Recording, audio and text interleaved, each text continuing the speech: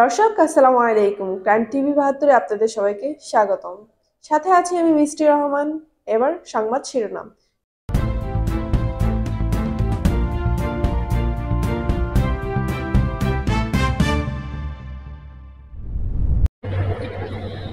আশুলিয়ার পাথালিয়ার রহিমপুর জামে মসজিদের উদ্যোগে এক বিশাল ওয়াজ মাহফিল। পাথালিয়ার রহিমপুর জামে মসজিদের উদ্যোগে চতুর্থ বার্ষিকী উপলক্ষে ওয়াজ মাহফিল অনুষ্ঠান অনুষ্ঠিত হয়। তথ্য ভিডিওচিত্রে মাসুদ রানা। উক্ত ওয়াজ মাহফিলে প্রধান বক্তা হিসেবে উপস্থিত ছিলেন আন্তর্জাতিক খ্যাতিসম্পন্ন বক্তা মাওলানা শহীদুল ইসলাম সিদ্দিকী।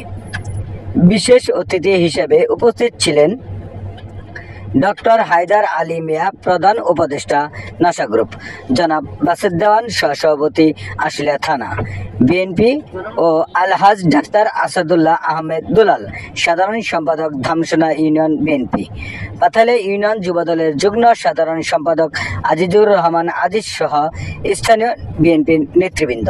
অনুষ্ঠানে প্রধান বক্তা ও প্রধান অতিথিদের ফুল দিয়ে নিমন্ত্রণ জানান মসজিদ কমিটির আবু তাহের, হাবিজুর রহমান, ফিরোজ ও জুয়েল রানা। অনুষ্ঠান সঞ্চালনায় ছিলেন ঢাকা জেলা ছাত্রদলের সাবেক যুগ্ম আহ্বায়ক মাহফুজ ইকবাল।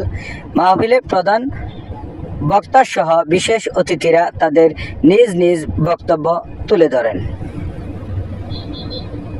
এবং উপস্থিত আমন্ত্রিত অতিথিবৃন্দ, সামনে মঞ্চে উপস্থিত আছেন অত্র এলাকার মুরব্বী ও আমার নেতাকর্মী ভাইরা, আসসালামু আলাইকুম।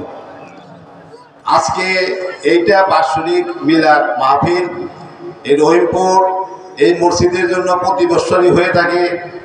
আজকে আমরা এখানে এই বাৎসরিক অনুষ্ঠান করতেছি, কিন্তু দুঃখের বিষয় আজকে থেকে আমরা 5 মাস আগে